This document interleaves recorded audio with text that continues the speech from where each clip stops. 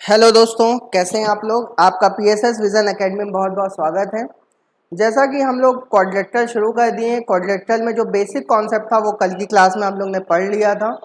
अब आज हम लोग टाइप्स ऑफ क्वाड्रिलेटरल के बारे में पढ़ेंगे, मतलब एक एक क्वाड्रिलेटरल लेके उसके बारे में, उसकी प्रॉपर्टीज़ के बारे में जानेंगे और वो कैसे उसके ऊपर क्वेश्चन बन सकते हैं, इनके बारे में हम लोग जानेंगे। ठीक है, तो आइए आज की क्लास शुरू कर दें। आज की क्लास में मैं आपको सबसे पहले जो शुरुआत करने जा रहा हूँ वो टाइप्स ऑफ क्वाड्रिलेटरल से शुरू करने जा रहा हूं।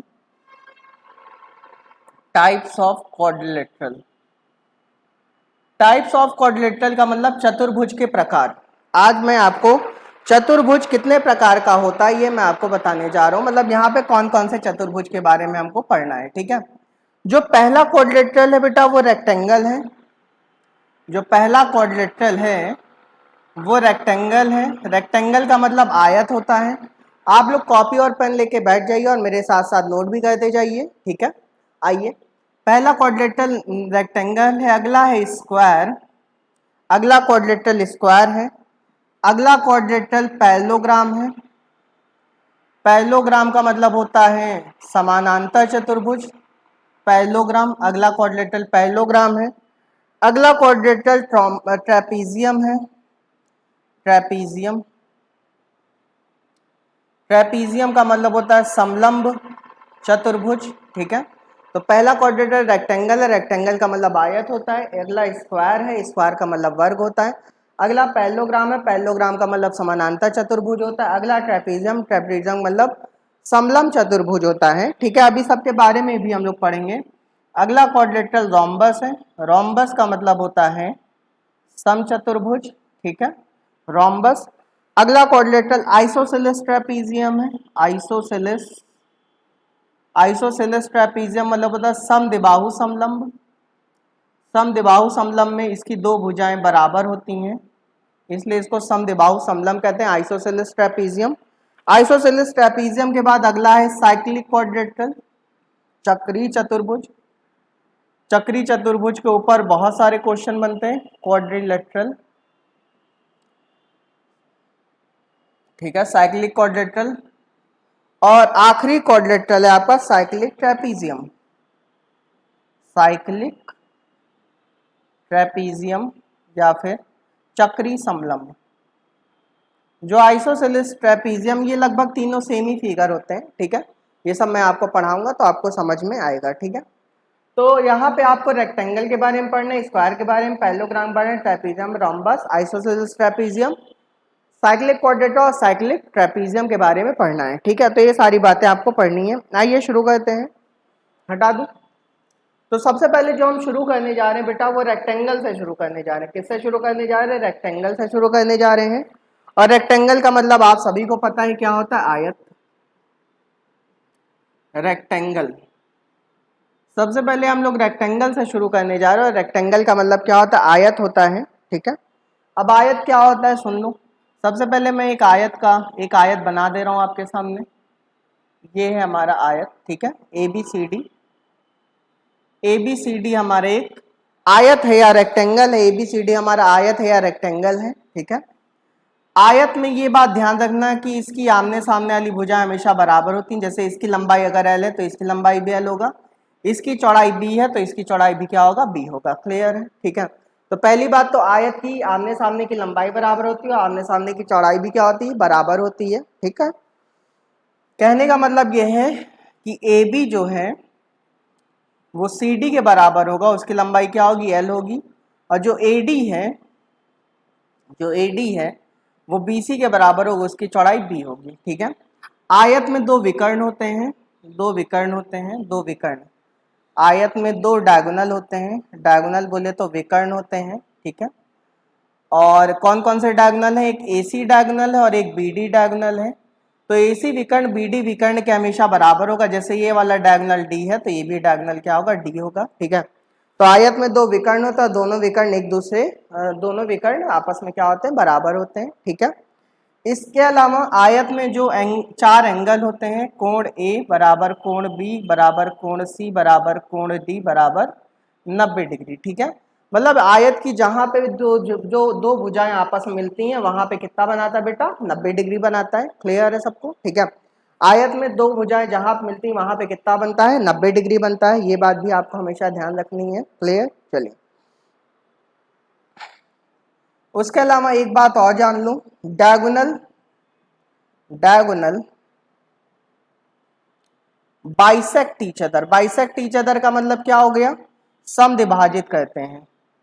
बाइसेक्ट ईच अदर, विकर्ण एक दूसरे को समद्विभाजित करते हैं, बट नॉट एट 90 डिग्री। विकर्ण एक दूसरे को समद्विभाजित तो करते हैं लेकिन एक दूसरे को 90 डिग्री पर नहीं काटते हैं। ठीक है, डायगोनल एक दूसरे को बाइसेक्ट करते हैं लेकिन एक दूसरे को कभी भी 90 डिग्री पर नहीं काटते हैं। मतलब कहने का मतलब ये, जैसे मान लो ओ पे बाइसेक्ट कर रहे हैं तो कहने का मतलब ये है कि जो OA होगा, जो OC होगा, जो OB होगा और जो OD होगा वो सब आपस में बराबर होगा ना, और वो कितना होगा, D/2 होगा। कितना होगा, D/2, मतलब पूरे विकर्ण का क्या होगा, आधा होगा। ठीक है, तो diagonal bisect each other but not at 90 degree. विकर्ण एक दूसरे को समद्विभाजित करते हैं लेकिन 90 डिग्री पर नहीं काटते हैं। ये बात हमेशा ध्यान रखिएगा। क्लियर है? ठीक है, उसके अलावा जो विकर्ण होते हैं, ठीक है, विकर्ण जो होते हैं, जैसे मान लो ये अल्फा है तो ये क्या होगा, बीटा।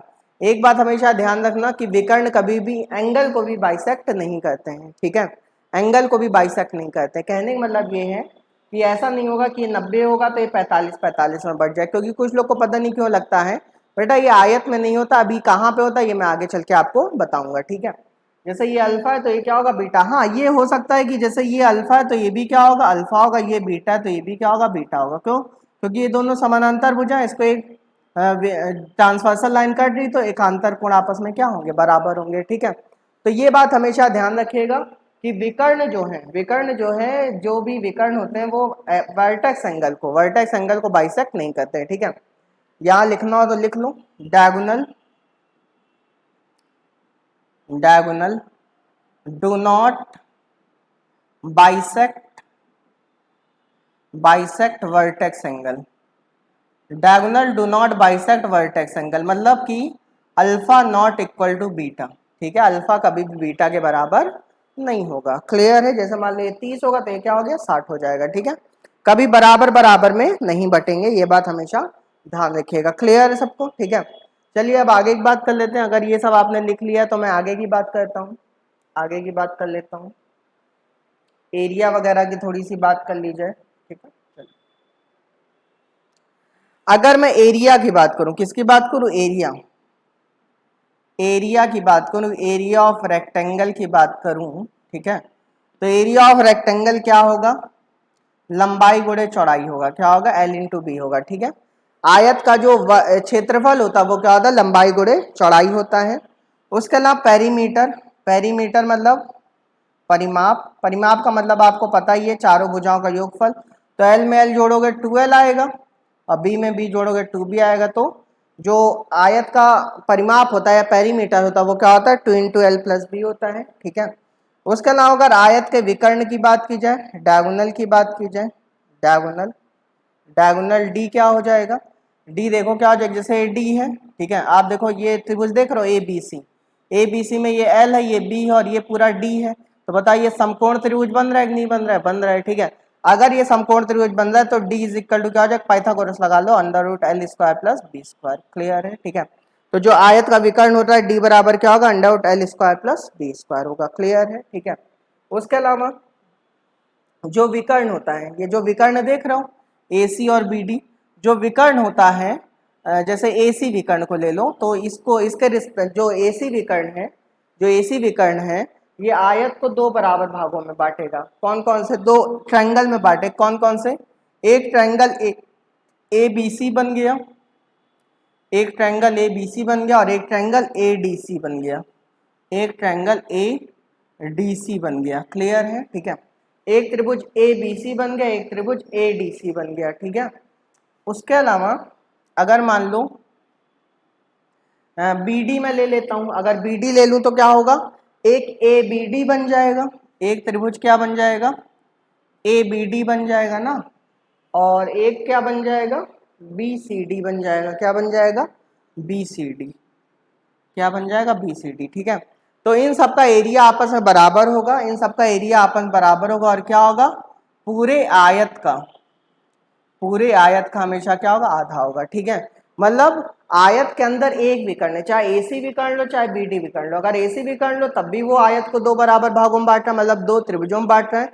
अगर BD लो तब भी वो आयत को दो त्रिभुजों में बांट रहा है, और ये दोनों त्रिभुजों के मतलब जो चारों अलग अलग त्रिभुज बने इन सबका एरिया आपस में बराबर होगा, और पूरे आयत का क्या होगा, आधा होगा। ठीक है, और जहां पे अगर डायगोनल एक दूसरे को बाइसेक्ट करें, जहां पे अगर बाइसेक्ट करें उसके रिस्पेक्ट में देखा जाए तो क्या होगा, एक ट्रायंगल बन जाएगा OAB, एक ट्रायंगल बन जाएगा OCB, एक ट्रायंगल बन जाएगा OCD, और एक ट्रायंगल बन जाएगा OAD। क्या बन जाएगा, OAD। ठीक है, तो इन सारे त्रिभुजों के भी एरिया बराबर होंगे, और वो क्या होगा, पूरे आयत का 1/4 होगा। क्लियर है सबको, पूरे आयत का क्या होगा, 1/4। ठीक है, तो ये बात हमेशा आपको ध्यान रखनी है कि आयत में अगर विकर्ण की बात करो तो पूरा विकर्ण आयत को दो बराबर भागों में बांटता है, मतलब पूरे, अगर वैसे बात करो तो चार त्रिभुज बना, चार त्रिभुज का एरिया पूरे आयत का क्या होगा, आधा होगा।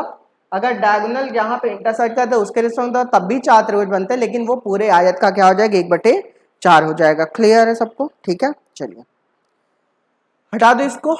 चलिए अब मैं अगली बात कर लेता हूँ, थोड़ी सी आगे की बात कर लेता हूँ। यहाँ पे मैं कुछ प्रॉपर्टी आपको बताने जा रहा हूँ, ध्यान से सुनिएगा। कॉन्सेप्ट ये केवल और केवल आयत पे ही लगेगा। ठीक है, कॉन्सेप्ट है, लिख लीजिए। यदि किसी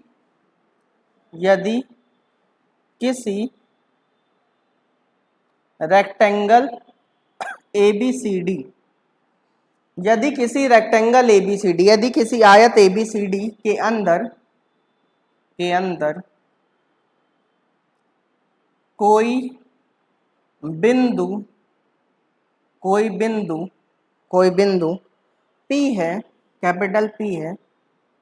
यदि किसी रेक्टेंगल ABCD के अंदर कोई बिंदु कैपिटल P है, ठीक है, P के बारे में बोला जा रहा है, P डायगोनल का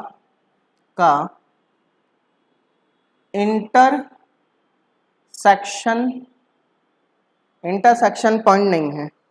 ठीक है, P डायगोनल का प्रतिच्छेदी बिंदु नहीं है, ये बात ध्यान रखना हमेशा। ठीक है, मतलब कि ABCD के अंदर एक बिंदु P है तो, लेकिन P विकर्णों का कटान बिंदु नहीं है, तभी ये चीज होगी, अप्लाई होगी जो मैं आपको बताने जा रहा हूँ। ठीक है, देखिए जैसे मान लीजिए मैंने एक ये आयत बना लिया बेटा। ठीक है, इस आयत का नाम क्या है,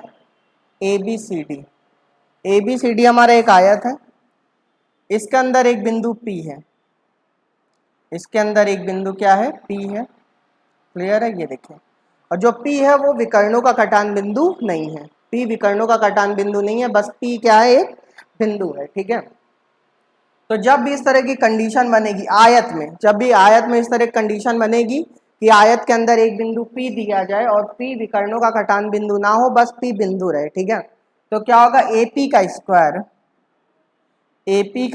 प्लस CP का स्क्वायर, भाई AP का स्क्वायर प्लस CP का स्क्वायर बराबर BP का स्क्वायर प्लस DP का स्क्वायर, ये चीज हमेशा ध्यान रखिएगा। ठीक है, AP का स्क्वायर प्लस PC का स्क्वायर बराबर BP का स्क्वायर प्लस DP का स्क्वायर। क्लियर है सबको, ठीक है, बात ये ध्यान रखेंगे हमेशा। ठीक है,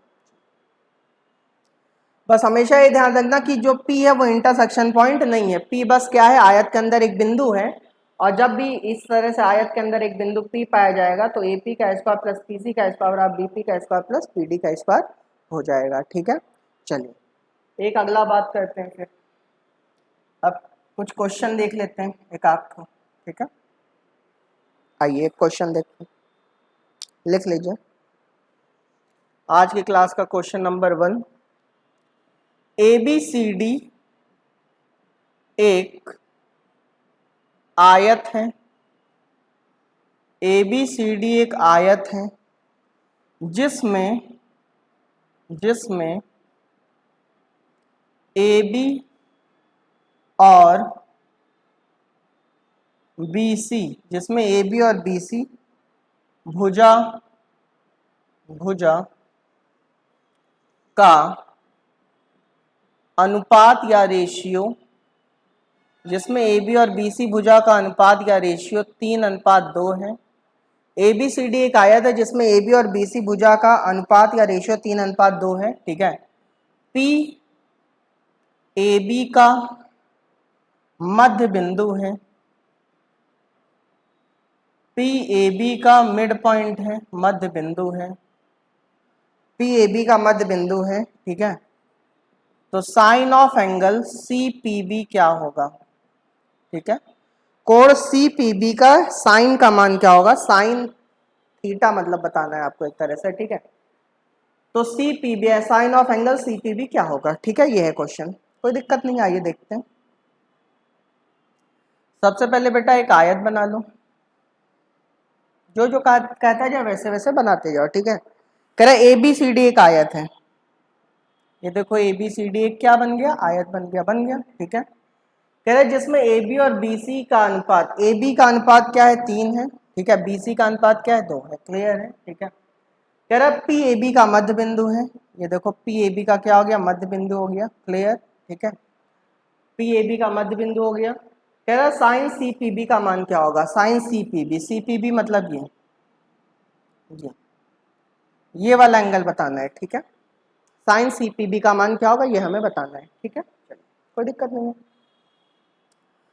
आप खुद बताओ बेटा, आप खुद बताइए कि अगर ये रेशियो 3:2 है, अगर ये रेशियो 3:2 है, क्वेश्चन यही कह रहा था ABCD एक आयत है और जहाँ पे जो AB और इसका अनुपात 3:2 है, और ये कह रहा था PAB का मध्य बिंदु, तो कह रहा साइन CPB का मान आपको बताना है, ठीक है। यही तो बताना है ना। चलिए अब देखिए कैसे करेंगे इसको, आप खुद बताओ। अगर ये रेशियो 3:2 है, जैसे यहाँ AB रेशियो BC 3:2 है, तो अगर मैं इसको 2 से गुणा कर दूं तो 6 हो जाएगा, इसको 2 से गुणा कर दूं 4 हो जाएगा, ठीक है।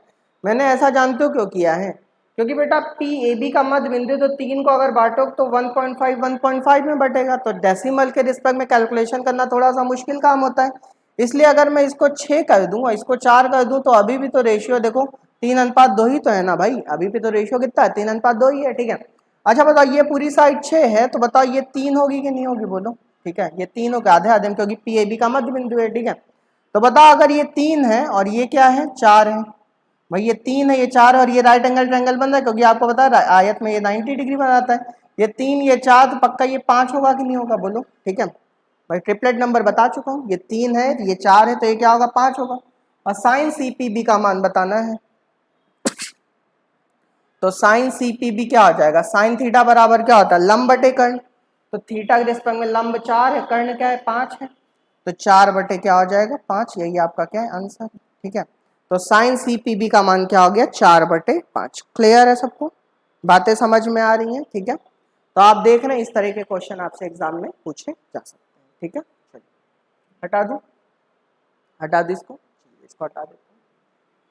क्वेश्चन सारे ही आसान है, बस आपको एक बार अगर अच्छे से कॉन्सेप्ट पता चल जाए तब ना। अगला क्वेश्चन देखते हैं। अगले क्वेश्चन में कह रहा है, क्वेश्चन नंबर 2, ABCD एक आयत है, ABCD एक आयत है, P और Q AB और AD पर है, P और Q AB और AD पर हैं, पर दो बिंदु हैं, पर P और Q AB और AD पर दो बिंदु हैं, मतलब P जो है AB पर होगा और Q जो है AD पर होगा ना। आगे कह रहा है त्रिभुज APQ,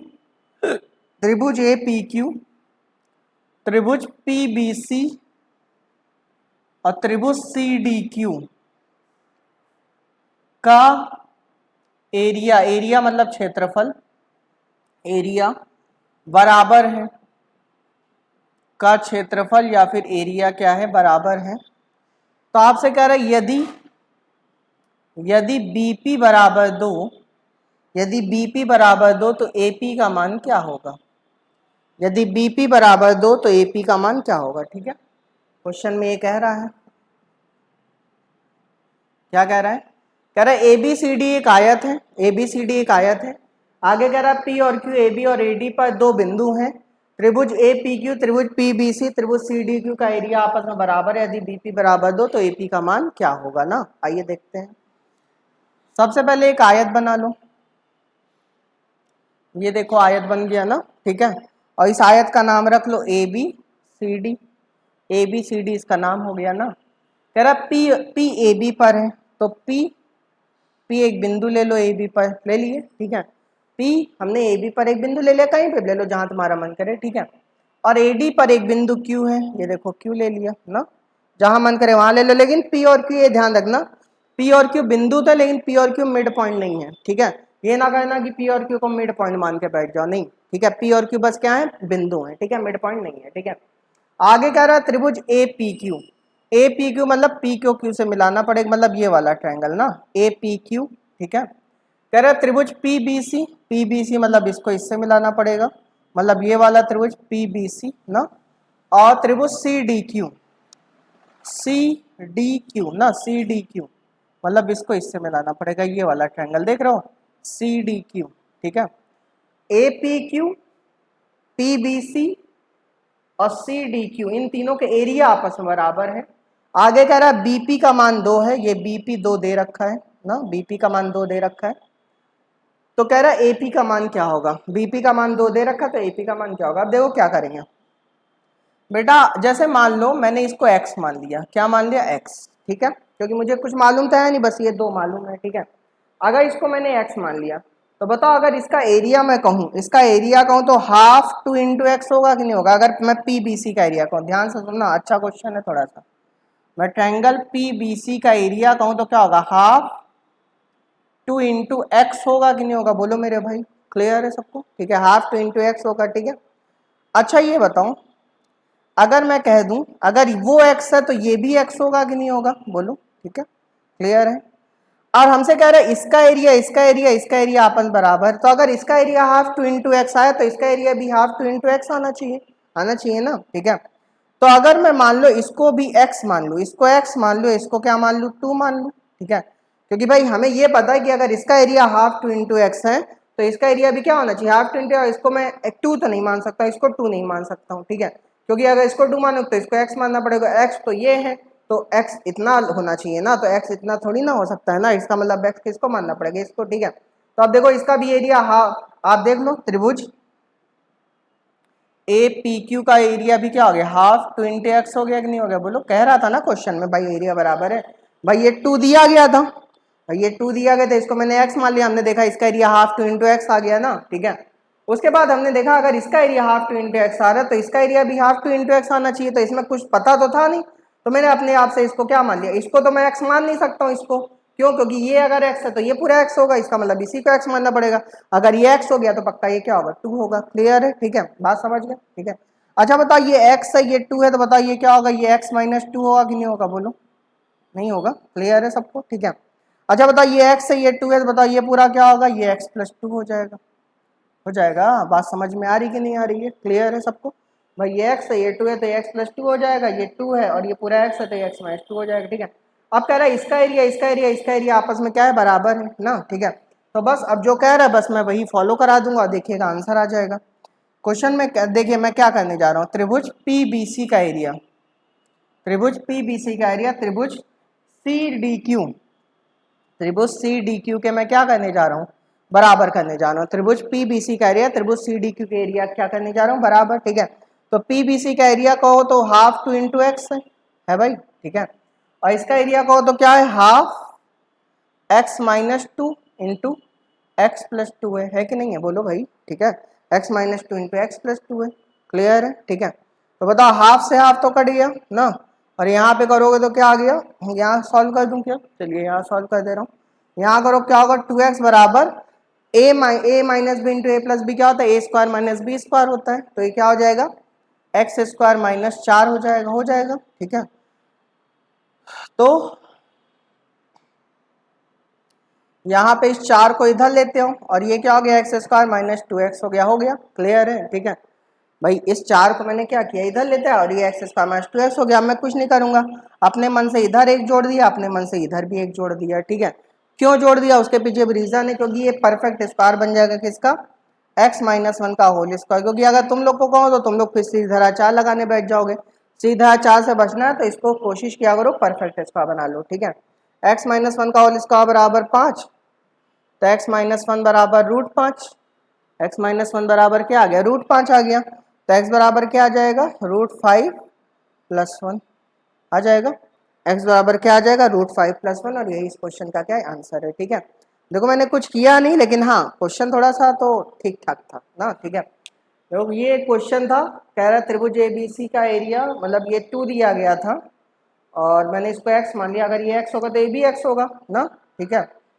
और उसके अलावा ये 2 है, ये x है, तो इसका area half two into x हो गया, तो इसका एरिया भी हाफ टू इंटू एक्स होना चाहिए। तो इसको तो मैं x मान नहीं सकता, तो इसको x मान, तो ये 2 हो गया, ठीक है। अब बताओ ये x है पूरा, ये 2 है तो ये x माइनस 2 होगा, ये x है, ये 2 है तो ये पूरा क्या होगा, x + 2 का एरिया क्या होगा, हाफ x + 2, दोनों बराबर कर दिया ना। उसके बाद यहाँ पे सॉल्व करते चले गए और आंसर हमारा आ गया। क्लियर है सबको, बात समझ में आ रही बच्चों को। चलिए चलिए फिर अगली बात करते हैं, हटा दी इसको, एक और क्वेश्चन करके देखते हैं। जो क्वेश्चन आप कराने जा रहे हो वो बहुत बार पूछा गया एग्जाम वगैरह में। आइए एक क्वेश्चन और करके हम लोग देखते हैं तो आपको और क्लियर हो जाएगा। लिख लीजिए क्वेश्चन नंबर 3। यदि L, B, P, यदि L, B, P किसी आयत की लंबाई, किसी आयत की लंबाई, चौड़ाई